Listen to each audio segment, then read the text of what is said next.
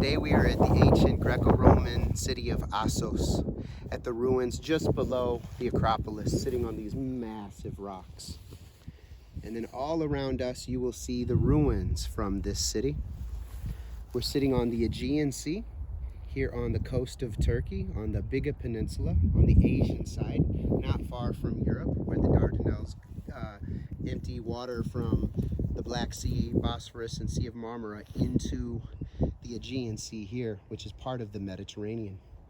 The color is lovely. This is the first time we've had any sunlight today.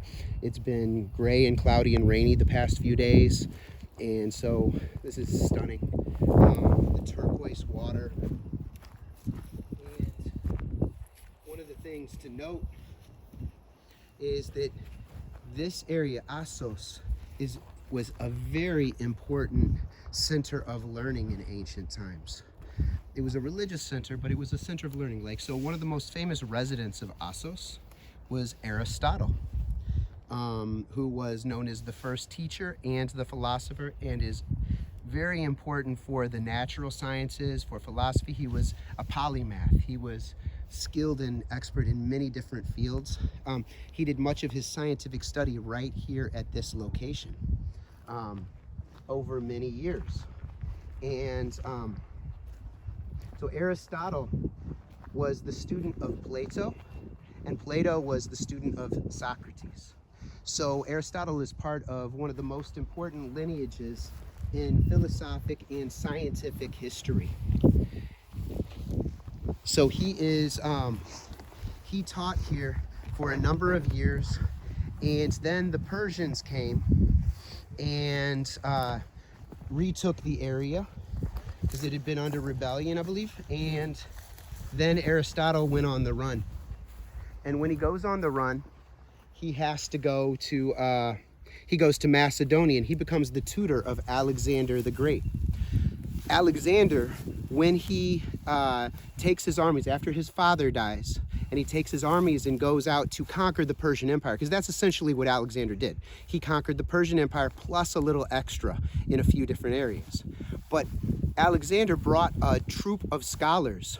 He was very influenced by his teacher Aristotle, and apparently he provided a tremendous amount of research money to Aristotle, and wherever he went, he would send back flora and fauna samples and samples from the lands for his teacher to study. So Aristotle taught here, and another individual who was from here was a man named Cleisthenes. Now, I don't know much about him. If you know about him or a good resource, then please put that into the comments. But he was from here, and he became head of the Stoic school. So this is a place associated with the Stoics. So this is a very fascinating place, a place of philosophy, a place of the sciences. It's a stunning location. Just the way that the sea spreads out, and you can see the sun on the water right now. You can see the turquoise. It's just a lovely, lovely location. And this area of Turkey is one of the prettiest that I've seen, and I've traveled all over the country. There's still more to see. You could spend many years in Turkey and see new things every day if you wanted to. So we're gonna walk along a little bit. I just wanted to point out that this place is associated with Aristotle and the continuity with the tradition of the pre-Socratics, Socrates, Plato, and then Aristotle's movement has a tremendous impact upon the Muslimin, the Christians, and the Jews. For instance, during the translation movement that begins with the Umayyads at Damascus and in Sham, so all over Syria, and then later extends into Baghdad under the Abbasids. They're doing all kinds of translation of many texts dealing with the sciences, the maths, and philosophy. But so there were works that were attributed to Aristotle that weren't actually from him. So for instance, there's oh, it's slipping my mind right now, but he winds up having a big impact. Like, many things are attributed to him that weren't actually from him, is my understanding, but he still had a tremendous impact on the development of logic and some of the structures of thinking. even though much of his work and ideas were rejected by the Muslims, especially later. But he had a tremendous impact on Ibn Sina, Ibn Rushd, and so you can see out in the Khorasan region, in the Persian realms, he's very influential. And then his thinking, those influences extend into South Asia, and then he has a big impact on Andalus and the Maghreb, so North Africa. And then that winds up going partly, some of that information leaks in, it goes into Europe and is influential upon the European thought during the Renaissance period, but it's not entirely, the Renaissance wasn't, in my understanding is, wasn't entirely from an influence from Al-Andalus, but is heavily from the east. So as the Byzantine Empire is starting to free fall, especially after the 1200s, when the Crusaders go in and sack and rule Constantinople and take many of the treasures back to Italy and into Europe.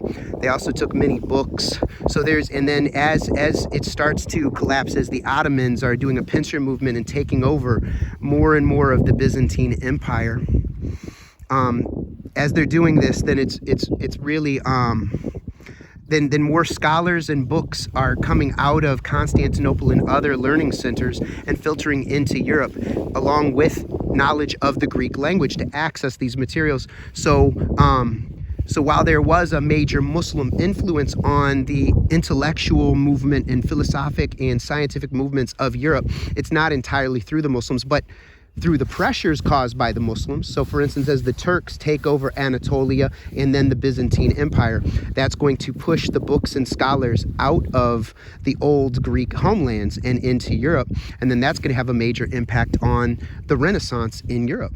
So there's so much to it. And I haven't studied these things anywhere near enough, but it's worth study. And Aristotle, he's an interesting thinker. And it's interesting to look at those influences that he had. But this area, he would have been studying the landscape. He would have been studying the ecosystems. He would have been studying the flora and the fauna, and maybe sitting out on some of these rocks, looking out at the sea, contemplating. So this is very, very interesting for me to be here and in this environment. I wish I had more time. It's a cold winter's day, but at least we got a little sunlight. It's pretty as the sun shining on the sea right now. I love these rocks. Even though it's winter time, it's lush and green and beautiful. Let's take a last look back. It looks inky blue in the background, and then toward us it's more turquoise. We got a variety of greens. You got olive trees all around. It's just stunning. Such a stunning location. Beautiful rock formations everywhere. So this is doable on a trip if you're going, from Istanbul to Izmir or Izmir to Istanbul. You can come to Assos. It's well worth it. I want to come and spend more time in the area and explore and get to know it. I don't know if I'm going to this go round, but it's certainly worth it to just be here for even a little while. Nice sitting rocks. Yeah, how many people have sat and contemplated on these rocks from ancient times onward? Looks like there's a church up here on the hill that's closed up, but it might be turned into a masjid. It's a cool little area. You can see ancient ruins all around as you scan giant walls. So we'll go ahead and bring this one to a close, but this is the home of Aristotle. For a period of time, and a center of Stoic learning. So anyway, shout out to my brother Yusuf. I know he'll appreciate this, inshallah. Alright, everybody, be happy. Contemplate the signs all around us. The inner ones, the outer ones, the sun, the moon, the stars, the expansive sky, the ships out on the sea.